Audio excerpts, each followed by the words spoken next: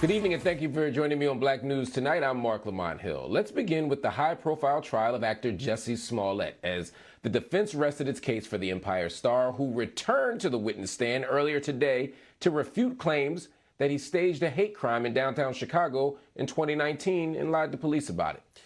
Smallett said the accusations that he orchestrated a racist and anti-gay attack are, quote, 100% false. During cross-examination, the actor denied the testimonies of the men at the center of the attack. The Osundairo brothers, who claimed Smallett provided them with money and instructions to carry out the hoax in order to gain publicity, they also claimed they received a $3,500 check from Smallett to fake the attack. Smallett faces 6 counts of disorderly conduct for lying to the police, with closing arguments scheduled to begin tomorrow. In other news, the United States Justice Department has filed a lawsuit against the state of Texas over voting rights. The department is challenging the state's redistricting plans for the congressional delegation and the Texas House of Representatives. BNC's Derek Lewis has more from Houston. New congressional maps had to be redrawn after the U.S. Census reported more than 4 million people moved to Texas since 2010. Republicans drew the new districts that some say give black voters less power to choose their representatives. The Justice Department is suing the state. A core principle of our democracy is that, quote, voters should choose their representatives, not the other way around. People of color make up 95% of the state's latest population growth. The new redistricting map by a Republican majority in the state House diminishes the rights of those voters, according to the Department of Justice. That not having an effect on the maps and the kinds of districts drawn really frustrates the political power of populations that are in fact the majority in Texas. The Southern Coalition for Social Justice works on redistricting issues. Advocates say the DOJ's involvement shines a spotlight on the problem. I think it also helps raise the profile and understanding of how district lines can harm communities of color. The state's Democratic Party has been fighting against gerrymandering in Texas for years. There have been several lawsuits filed by Democratic leaders and advocacy groups across Texas to really make sure that the courts can review some of the racist gerrymandering that we've seen. Dozens of Texas House of Representatives flew to D.C. over the summer to push for federal voting legislation. Advocates say that will make it easier to avoid voting rights issues in the state and focus more on the future of equality in voting. We have a decade to really fix the process so that we can ensure that as communities grow across the country and across Texas, that when we get to 2030, we're going into that process in a fair manner. I'm Derek Lewis for Black News Tonight.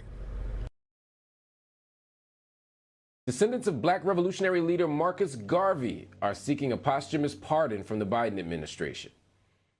Garvey, founder of the Universal Negro Improvement Association, or the UNIA, encouraged pride among African Americans and those throughout the African diaspora. When the worldwide activist caught the attention of the FBI, he became a target. The FBI sent their first Black undercover agent to spy on Garvey, and in 1923, the Pan-African leader was convicted of mail fraud. The family of Garvey is applying pressure to the Biden administration in the hopes that the president will keep his promise of correcting historical injustices, as they believe Garvey was wrongfully convicted. Joining us now to discuss this is Dr. Greg Carr. He's an associate professor of Africana Studies at Howard University. Dr. Carr, welcome to Black News Tonight. Marcus Garvey died over 81 years ago. There are some people that are going to say, why y'all worried about something that already happened, even if it's true that he got railroaded, which it is, even if it's true that they plotted against him, which they did, what difference does it make now? Why put the energy there? What do you say? Well, I kind of feel that way too, Mark, quite frankly. But for me, it's very simple.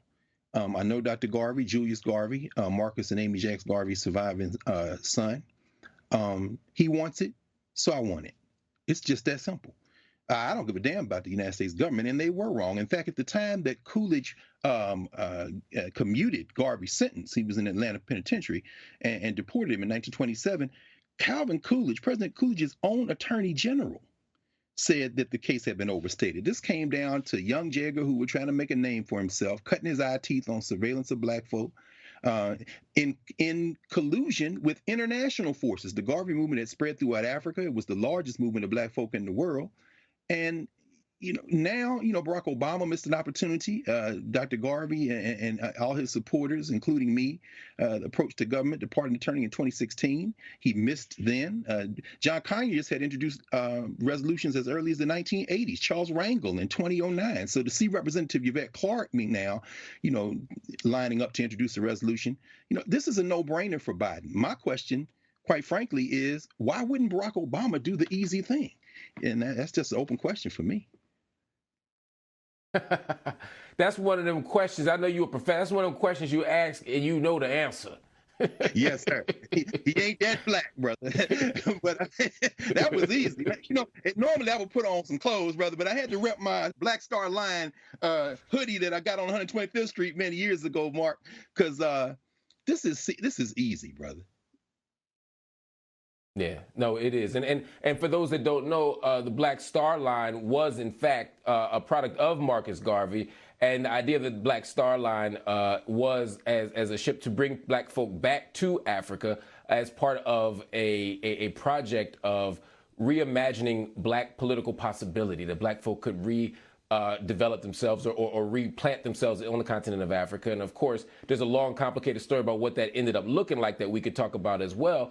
But the government wasn't about that, right? J. Edgar Hoover was spying on Marcus Garvey and just looking for a way to get him deported because of what the UNIA was doing. And it seemed to me, Greg, that it was paving the way for how the FBI would later target other civil rights leaders and Black freedom fighters. Absolutely.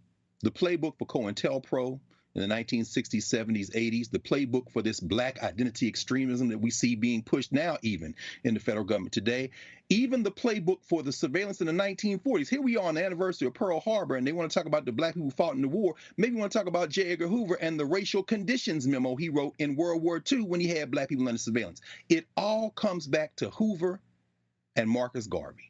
Hell, even in, Boardwalk Empire, when you see the great Jeffrey Wright playing Valentine Narcisse, you see this J. Edgar Hoover character obsessed with Cyril Briggs and Marcus Garvey. It's all about surveillance of Black folk. And, it's interesting, right there in Harlem, where Garvey set up his first chapter of the UNIA, there was a sister who, like you, a fellow bookstore owner, Una Malzak. Remember Liberation Bookstore? I got a copy of Una Malzak. You know what I'm saying? Sister Una put in my hand a copy of A Star to Steer By. That was the autobiography of her father, Hugh Malzak, who was the captain of the SS Yarmouth, which was one of the 3 ships that the UNIA purchased. The Yarmouth was the one that would go to the Caribbean, and they would load up with cargo to bring back to New York to sell, fruit and things like that. They couldn't leave the dock because what Captain Malzak said was Black folk would bring their children down to the dock to see this ship staffed by Black men operating, and Garvey, they would cable New York, and Garvey would be like, you know what, if the fruit rots, whatever, let them see, because I want them to see the possibilities of Black life. The UNIA owned 3 ships, and when the feds got Garvey, they convicted him with the testimony of a witness who wasn't in the original indictment, who couldn't show that he had ever bought any stock. The only piece of evidence introduced into evidence was an empty envelope that was said to have had a stock certificate in it, and the other 3 defendants were exonerated and found not guilty, and 9 of the 12 jurors, after they convicted him, signed a petition to have the President of the United States vacate the sentence. So this is low-hanging fruit, man. Again, Barack Obama, brother. I know you love to call that brother the Black president, but yeah, whatever. Joe Biden, do the right thing. Do the right thing, Joe. Look, hopefully Joe will do the right thing, because for me, this is an opportunity to open up, not a conversation about avenging the name or the legacy of Marcus Garvey. Black folk have done that for ourselves. Can't no white man, can't no government, can't no state do that for us. It's up to us to honor the legacy of Marcus Garvey. But I do think when you talk about the SS Yarmouth, we could talk about the SS Frederick Douglass that came after that. We could talk about the idea of a company that, had a capitalization, $10 million, which is like worth a couple $100 million now. You're talking about the possibility, the living possibility of Black do-for-self economics, and the Black Star Line and the trading company that it produced was about, it was about Black people producing for self, trading, shipping, doing so much, and then ultimately ourselves repatriating to Africa. This was a vision that was so ahead of its time, and I hope I really hope that in the conversation about pardoning him, whether they do it or not, will remind black folk that we can do for ourselves, for us, by us, and that we can revive that legacy and memory moving forward. That's what I really care about. But anyway, Doc, I'm going to have you back because they making me run. But we're going to talk later. And as always, thank you for your brilliant insights and that fly sweatshirt. Everybody, stay with us here on Black News Tonight. Enjoy. You got to rock it. You got to rock it. Be sure to join the conversation. We want to hear from you. Head over to our BNC Instagram and Twitter pages. Let us know how you feel. Also, visit our website, bnc.tv, and subscribe to our YouTube page to check out clips from the show.